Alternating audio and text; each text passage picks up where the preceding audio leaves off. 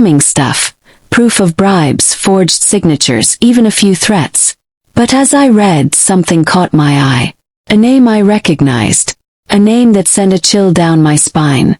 "Wait a minute," I said, holding up one of the papers. "This email, it's from someone named Victor Kane." "Who is that?" Claire's expression darkened. "Victor Kane is the HOA's enforcer. He's the one who makes sure people fall in line. If they can't buy you off or scare you off, they send him. And trust me, you don't want to mess with him." Ms. Harper leaned over my shoulder to read the email. "This says he's been keeping tabs on Carter." "What does that mean?" Claire hesitated, then sighed. "It means they know about your plan. Or at least they suspect something. That's why I came tonight.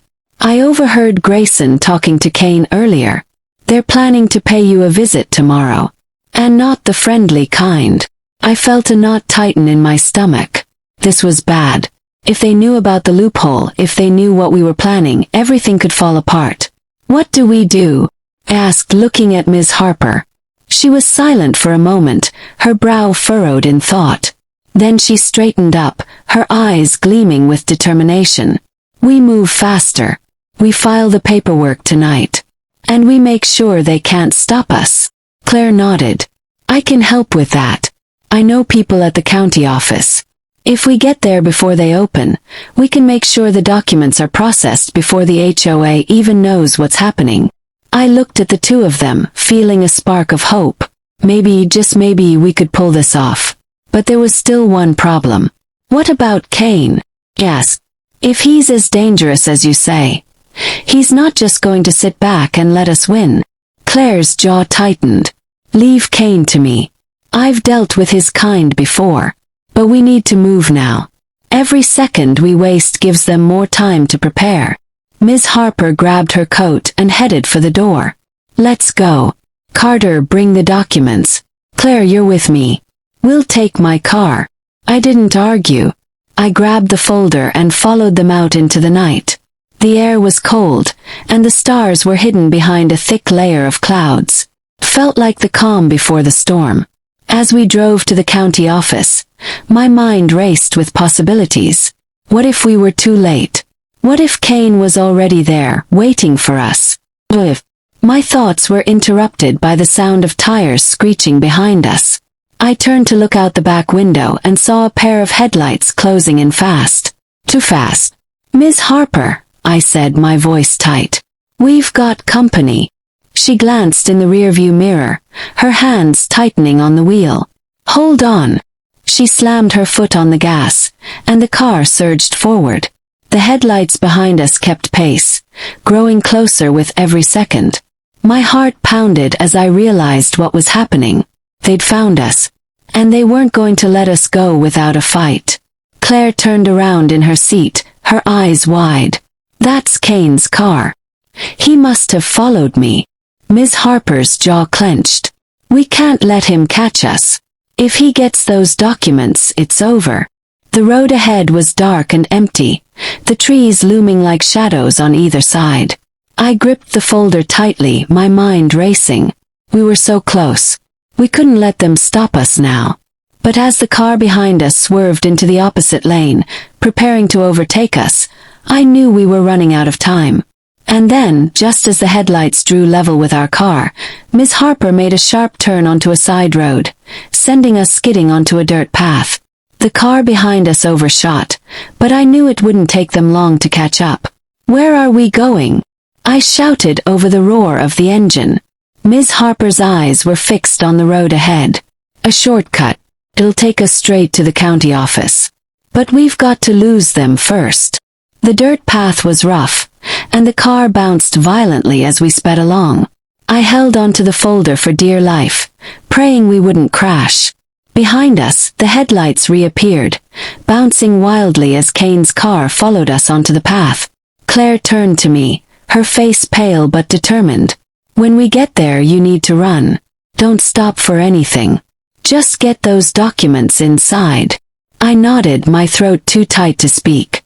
The county office was just ahead, its lights glowing like a beacon in the darkness. But as we skidded to a stop in the parking lot, I saw something that made my blood run cold. Standing in front of the building, his arms crossed and a cold smile on his face, was Victor Kane. He was already here. The sight of Victor Kane standing there, waiting for us, sent a jolt of fear through me. He was tall and broad-shouldered, with a face that looked like it had been carved from stone.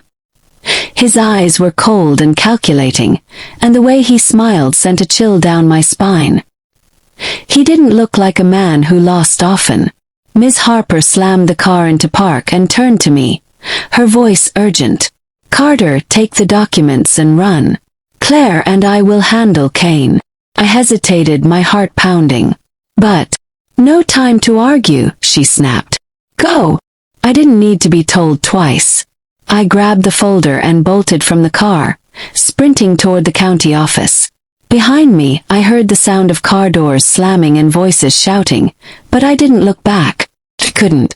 My only focus was getting those documents inside. The entrance to the county office was just ahead, the glass doors reflecting the dim light from the parking lot.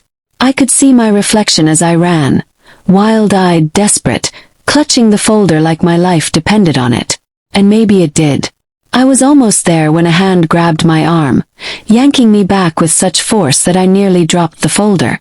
I spun around to see Victor Kane standing over me.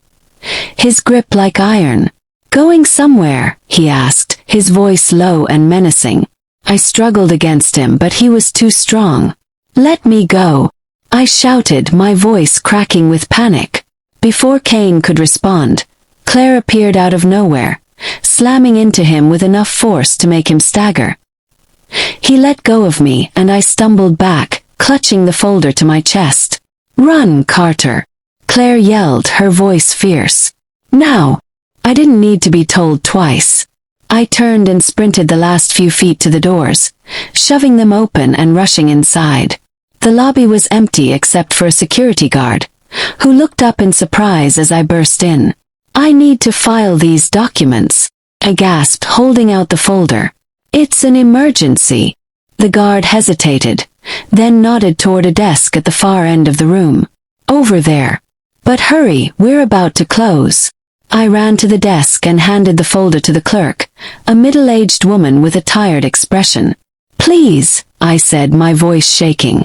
"This has to be processed tonight. It's urgent." She took the folder and began flipping through the documents, her eyes scanning the pages. I stood there, my heart pounding, every second feeling like an eternity. Outside, I could hear shouting and the sound of a scuffle, but I didn't dare look back. Finally, the clerk looked up. "Everything seems to be in order. I'll get these processed right away." Relief flooded through me, but it was short-lived.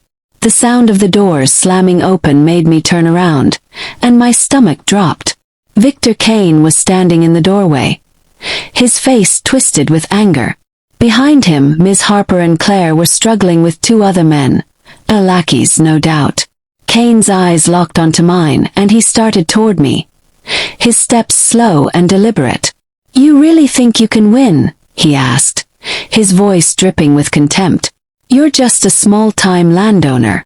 You don't have the resources, the connections, the power to take us down." I backed away, my mind racing. The clerk was still processing the documents, but it would take time.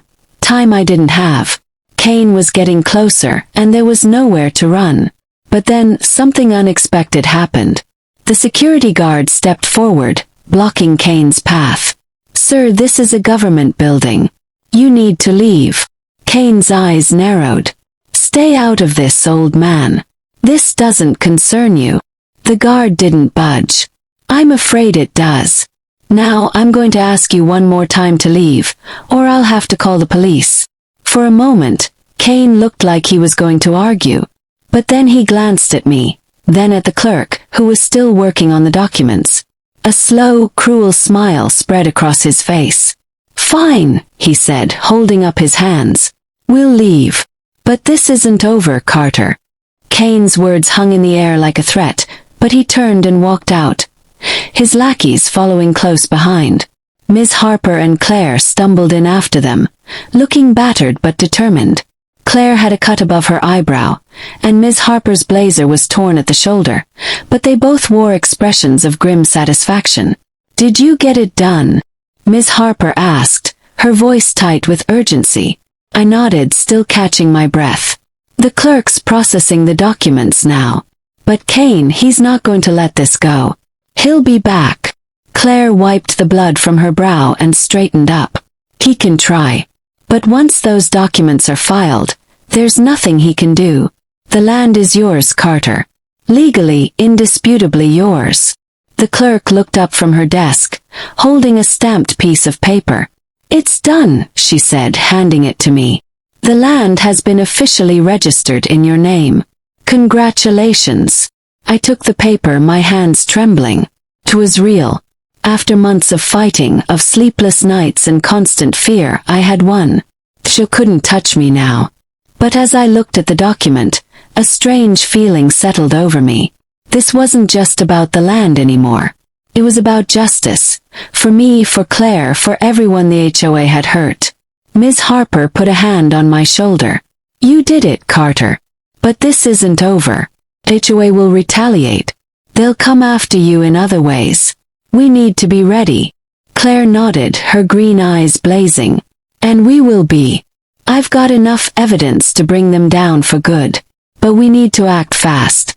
Once they realize what's happened, they'll try to cover their tracks."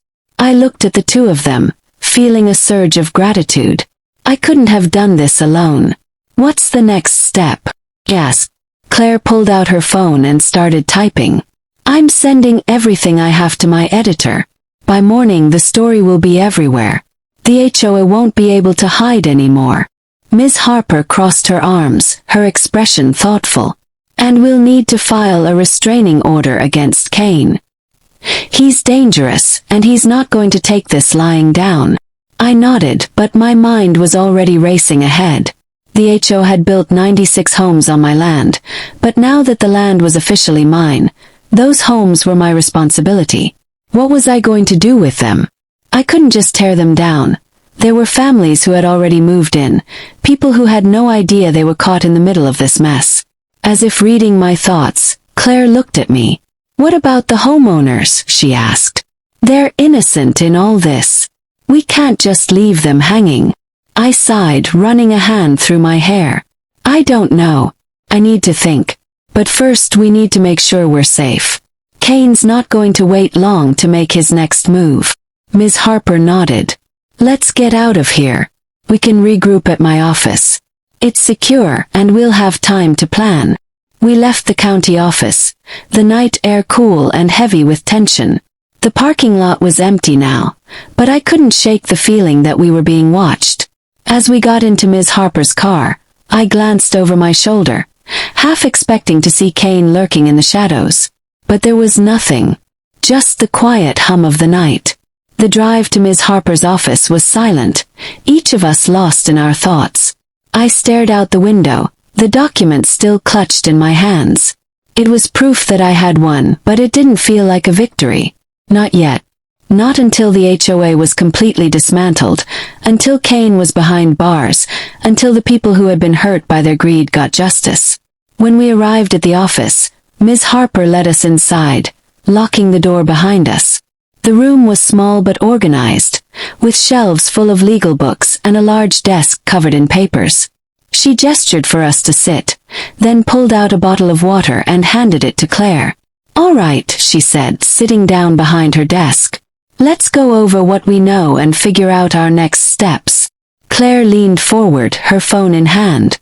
"I've already sent the evidence to my editor. The story should break by morning. But we need to be ready for the fallout. The HOA has friends in high places, and they're not going to go down without a fight." Ms. Harper nodded. "Which is why we need to hit them hard and fast. Carter, you've got the land, but we need to make sure they can't retaliate. That means exposing every dirty secret they have, every bribe, every threat. We need to bury them." I looked at the two of them, feeling a surge of determination. "Then let's do it. Let's take them down." But as we started to plan, my phone buzzed in my pocket. I pulled it out and saw a text from an unknown number. My heart sank as I read the message. You think you've won, Carter? The game's just beginning.